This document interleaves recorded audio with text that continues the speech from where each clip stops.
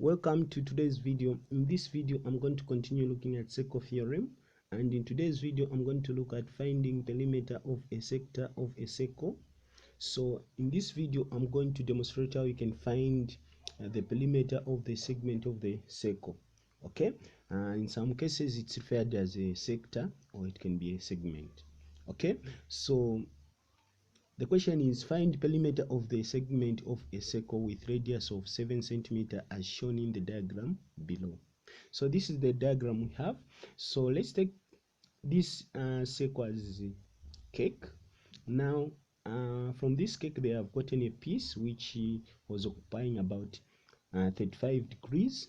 Now the other part is remaining. Now we are told to find the perimeter of the remaining cake. Okay, so let's look at this cake. Take note that the measures are not in proportion, they are not exact. So this is the rough diagram I've come up with. So this is the cake, and this is the part which is remaining, the bigger part. They have removed a cake which occupies about 35 degrees.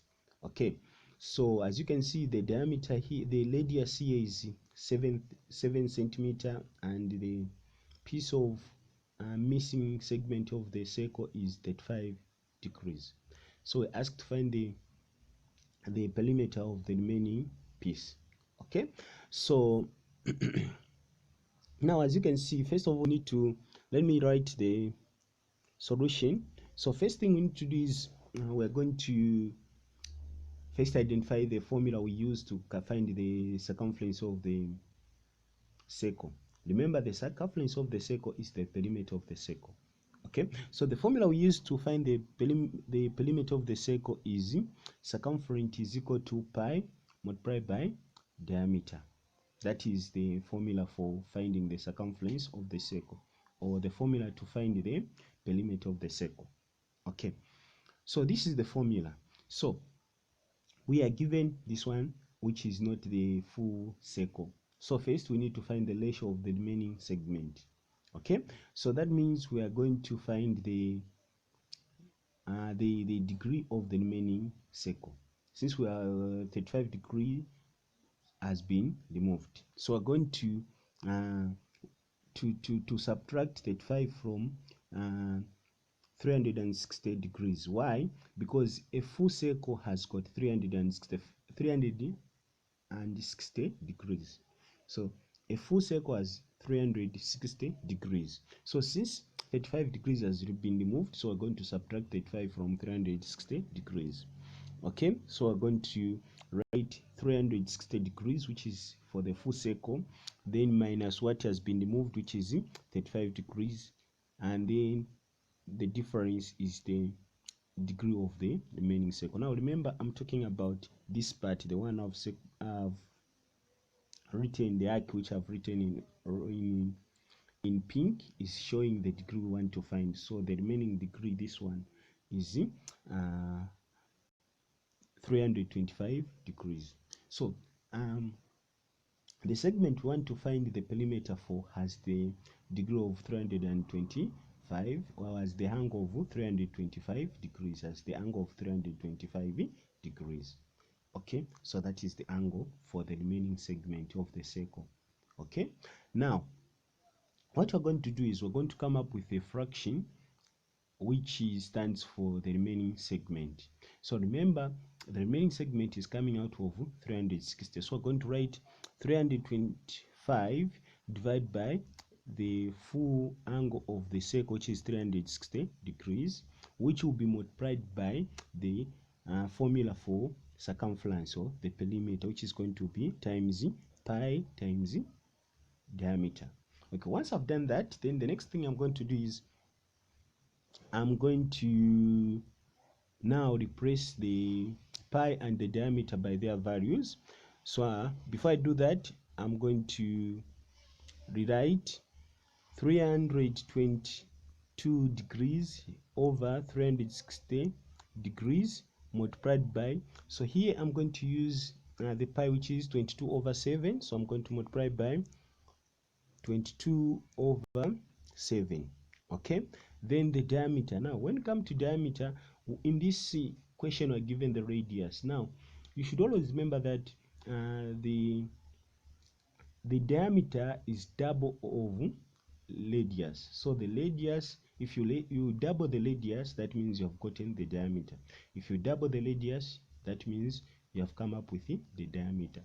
So radius is the half of the diameter. So since we are given the radius, which is 7 centimeter, so it's a half of diameter. So we are going to say 7 plus 7, which will give us 14. Then we're going to multiply it by 14 centimeter. Remember, the units are 7 centimeter, so the units are centimeter. So even 14 will have centimeter as the unit. Okay, once we have done that, on this stage is where all the major calculations happen. First of all, as a mathematician, you need to know when you need to simplify the expressions so that they can be easier for you to multiply or divide. So I'm going to find factors that can go into numbers which are on top and which are down. Okay, so first let's look at 7 and 14. You can see that 7 and 14, they have got one common factor, which is 7 itself. So I can simplify 14 and 7 by using 7. So 7 into 7, it will give us 1, which I'm not going to write. 7 into 14 will give us 2. So I'm going to write 2 there on top.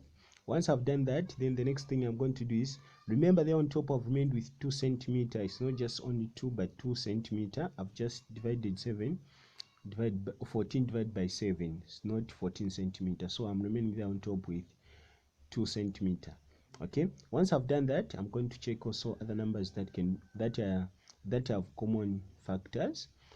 Let me look at this 325 as the common factor, which is 5 with 360 degrees. So 5 degrees is the common factor. So we're going to divide 325 divided by 325 degrees divided by 5 degrees will give us 65, and 360 degrees divided by 5 degrees will give us 72.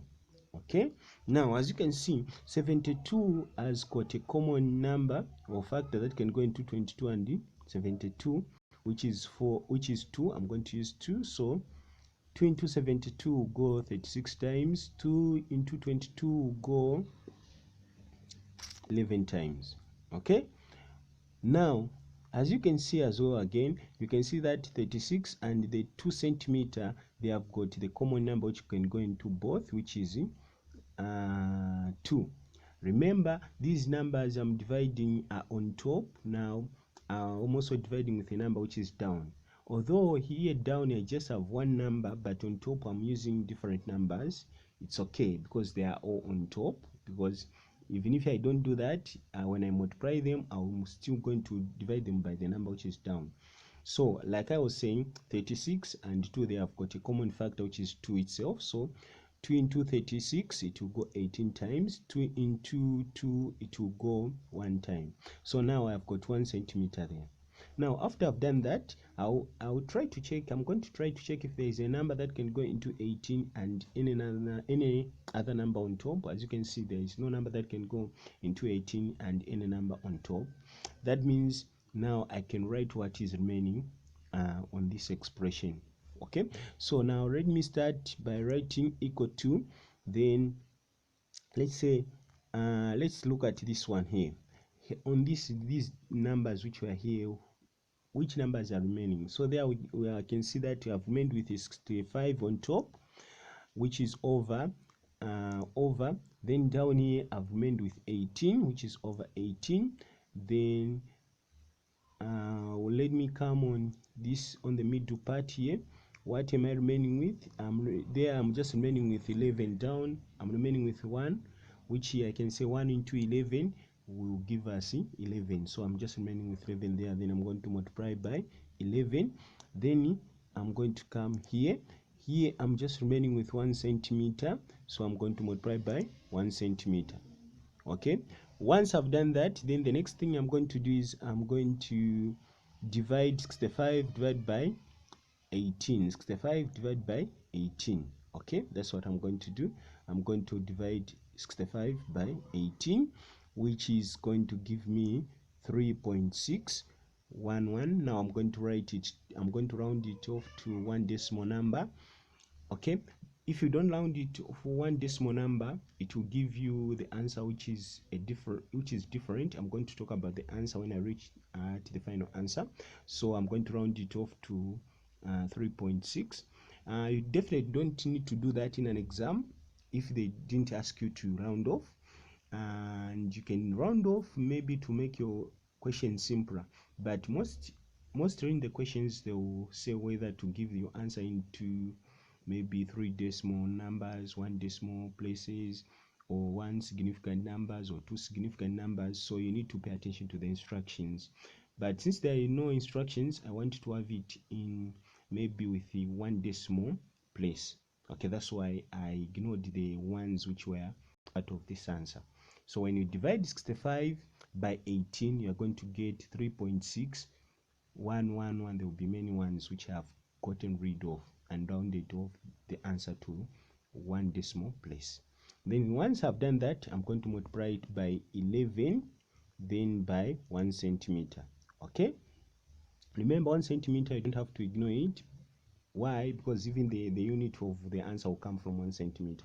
Then I'm going to multiply 36 multiplied by 11, then I'm going to write equal to, then 36 multiplied by 11 will give us 39.6, which will be multiplied by 1 centimeter, which will be multiplied by 1 centimeter. Then when we multiply 39.6 multiplied by 1 centimeter, we're going to get 39.6 centimeter. So 39.6 centimeter is the perimeter of the segment in this given diagram, okay, or in this given segment of the circle. Okay, so basically this is how you find the perimeter of the segment of the circle. If you have got questions, you can ask in the comment section. Otherwise, thank you so much for watching. It has been easy learning Z Mathematics. The future is bright. See you in the next video, and God bless you.